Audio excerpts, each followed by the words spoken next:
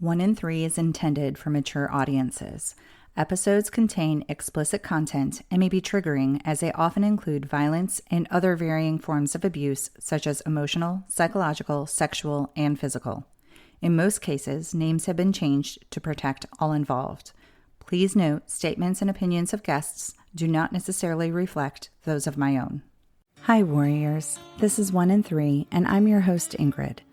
Oftentimes, we are unable to see someone as a victim of abuse. They have become great at hiding it. They always seem happy, especially in public and on social media. They don't appear to be the quote type, or they can even be too physically impressive. It's important to recognize that despite these perceptions, anyone can be exposed to domestic violence. And that's why I'm bringing you this episode today. This is Ben Bjarneson's story.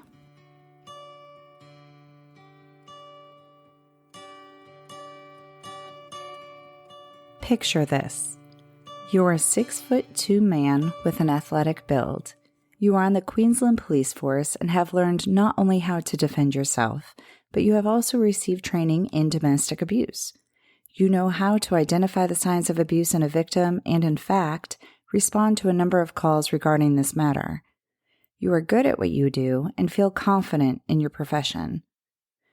Given homosexuality was just decriminalized in Queensland in 1991, you are naturally a bit apprehensive about coming out to your colleagues as a gay man, even though it's 2010. Adding to your concern, you also understand the World Health Organization just removed homosexuality from its list of mental health disorders in 1992. And now, you're not really sure, but you think you may be in an abusive relationship. This may seem like an exaggerated list of circumstances for a character in my story, but I assure you, it is not. Today, Ben is a senior constable for the Queensland Police and holds many accolades I will share with you in just a bit. But early in his career, Ben was that very individual I just described. He was unsure how his partner on the force would respond to his sexuality. When he would discuss his weekend plans, he wouldn't divulge he went to gay bars or had a boyfriend. He would lie regarding his whereabouts and would sometimes even say he had a girlfriend. These lies became more complicated and even more dangerous as one of his relationships became abusive. Still young in his career and with his entire life ahead of him, Ben began a chapter of his life which on outward appearances seemed perfect. He had a boyfriend whom he owned a beautiful home with and shared a German shepherd named Zulu. But that perfect exterior had a dark, inside secret. Ben recalls the abuse had a subtle onset. It was little things like monitoring his social media and text messages. Speaking of text messages, his boyfriend would send a barrage of messages if Ben was socializing without him. He would want to know when he was coming home, who he was out with, what were they doing? One of the first instances his boyfriend became physical was after a trip to McDonald's. While the couple was standing in line, Ben noticed the person in front of him speaking Danish. He engaged in conversation as his family was from Denmark. When the two returned home, Ben's boyfriend hurled him over the couch and threw the fast food at him. Of course, the next day, his boyfriend was remorseful.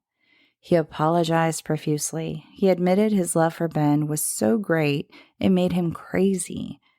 He couldn't fathom the idea of Ben leaving, and jealousy crept up too quickly because of it. Ben thought he was lucky to have a man love him so much. Another evening, they were walking home, and Ben made a remark about taking the long way.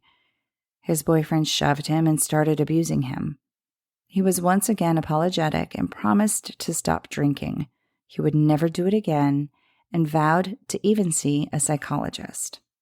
As the abuse continued, Ben's confusion grew. He wasn't sure if this was actually abuse. Was this normal in a homosexual relationship? Was he being too sensitive? Is this because his boyfriend had a difficult childhood? Was his boyfriend's reactions justified by Ben's behavior? Surely, being a police officer, he would know if this was abuse. Ben actually began to silently wish for his boyfriend to just punch him, so he could definitively label it as abuse. Ben desperately wanted to talk with someone, but who? He didn't want to confide in family because he wanted to prove he could have a stable, loving relationship as a gay man. He began to look up domestic abuse, but all of the information pointed abuse out as happening from a man to a woman. This confirmed his suspicions that what he was experiencing was not abuse. But it was, and it continued and escalated.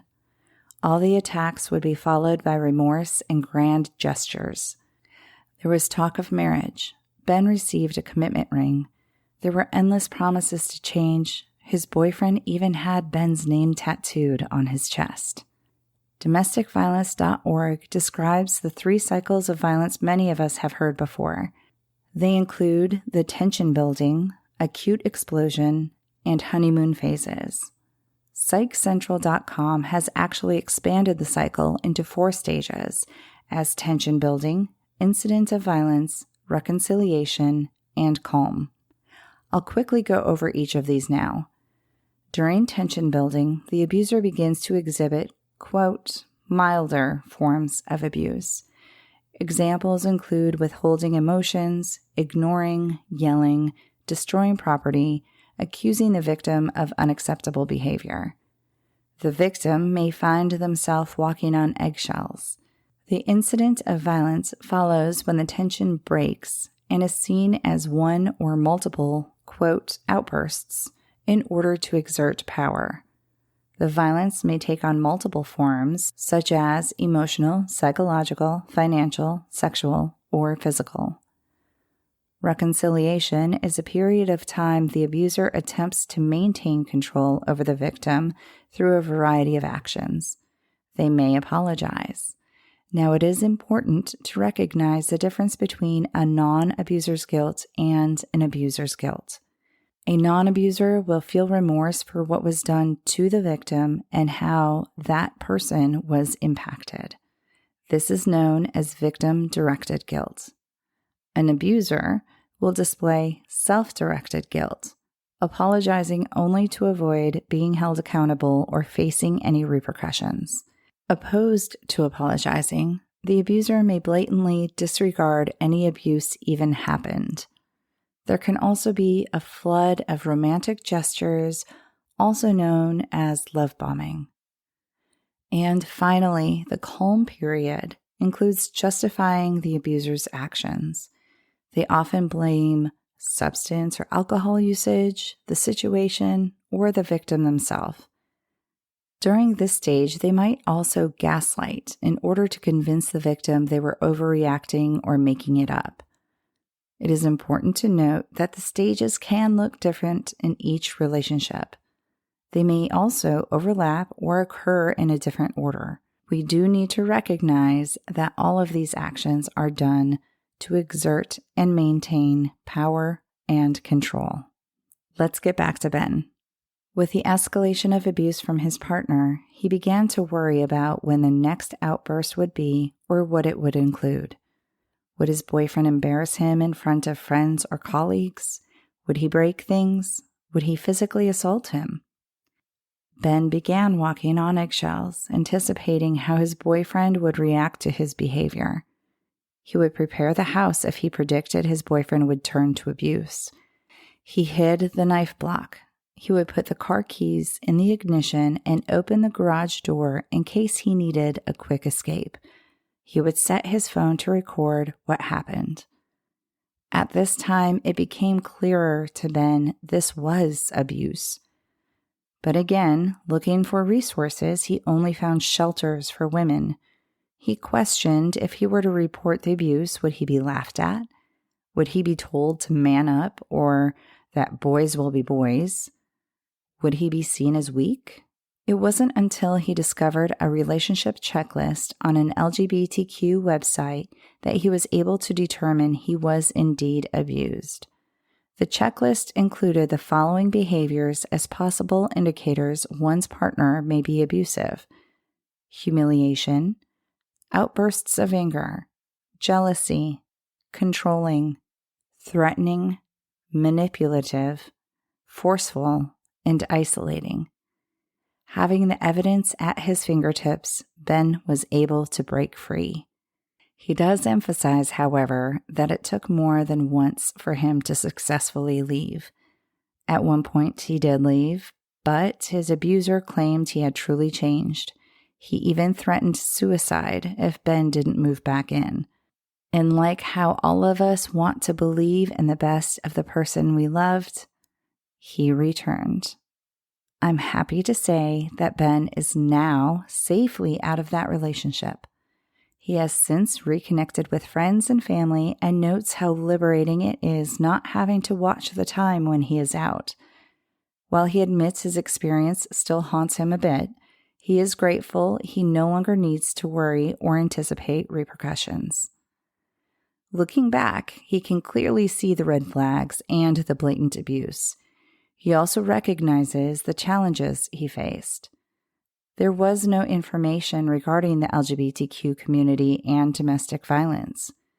There were no resources. Ben points out without prevention initiatives, support services, and awareness campaigns, LGBTQ people may not even recognize they can be a victim. He felt embarrassed, trapped, helpless, and invisible.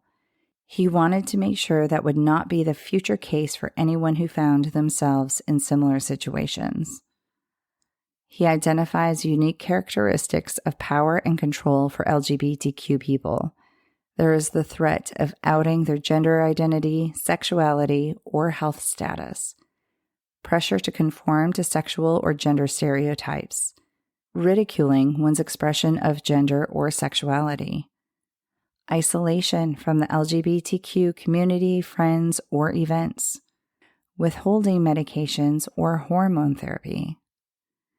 Western Sydney University conducted a study which revealed 62% of the LGBTQ community experienced domestic violence, while only 5.2% report it to the police. Only 1.5% report it to domestic violence services. Using his position in law enforcement and his natural drive, Ben is forging a clearer pathway for the LGBTQ community. With a Churchill Fellowship, he traveled to the United States, Canada, England, Scotland, and the Netherlands to visit 8 police departments and 15 support organizations to learn how to improve police response to LGBTQ victims. He has given multiple presentations on his story and what he hopes to do as a result. During these presentations, he mentions 1 out of 3 domestic violence altercations are witnessed, but most people are unaware of what abuse is or what to do to help. He recommends for the general population to familiarize themselves with a bystander toolkit. There are a lot of samples if you Google it. I will include the link to nomore.org's bystander toolkit in the show notes. Ben also suggests for those questioning themselves in relationships to find a relationship checklist. Again, there are plenty available online. If you actually skip back just a few minutes, you can also consider the list I mentioned earlier as a quick reference. Ben has been and remains busy in his crusade to increase visibility and understanding while giving hope and encouragement to the LGBTQ community. Here are just some of his accomplishments. He is an active advisor for government and non-government organizations internationally with a wide range of initiatives to improve service to the LGBTQ communities. He is an operational police officer and volunteers as the regional coordinator of the Queensland Police Service LGBTI Liaison Officer Program, and he has been named as one of the top 50 most influential and inspiring LGBTI Australians by Cosmopolitan magazine for work in his area. Ben is the founder of the LGBTQ Domestic Violence Awareness Foundation, which he established in 2020. He's on the board of directors for DV Connect Limited, and just this year he was appointed to the Queensland Government Domestic and Family Violence Prevention Council.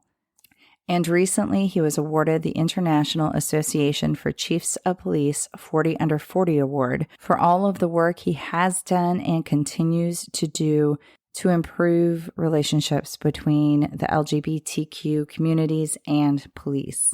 I'm honored to have been able to message a bit with Ben regarding his story and his endless work he has been doing for domestic violence in the LGBTQ community. We were unfortunately unable to schedule a time for him to record his story with me, as May is Domestic Violence Awareness Month in Australia, and May is quickly approaching. In addition to the month-long recognition, Ben was instrumental in establishing LGBTQ Domestic Violence Awareness Day, which is May 28th. I would like to send my abundant thanks to Ben for his incredible work and for allowing me to share his story. This quote is an excerpt of a letter Ben had submitted. Quote, "We need to challenge our beliefs and the way we talk about domestic violence and work together as a community to ensure that in the future there are no invisible victims. Everyone, no matter what their gender or sexuality, should feel seen, believed, supported, valued, and be given hope. This will assist them in having the courage to reach out for support. Domestic violence isn't just a heterosexual issue. It's a human issue. The sooner we can acknowledge that it can affect anyone, the sooner we can work towards ending it." End quote. If you are in Australia and need help, contact DV Connect Womensline at 1-800-811-811 or the Men's Line at 1-800-600-636 or 1-800-RESPECT. If you need immediate help, contact the police at 000. As always, links to sources used for this episode can be found in the show notes. I will be back next week with another story for you. Until then, have each other's back, stay strong, and always remember, you are not alone. Find more information, register as a guest, or leave a review by going to the website 1in3podcast.com.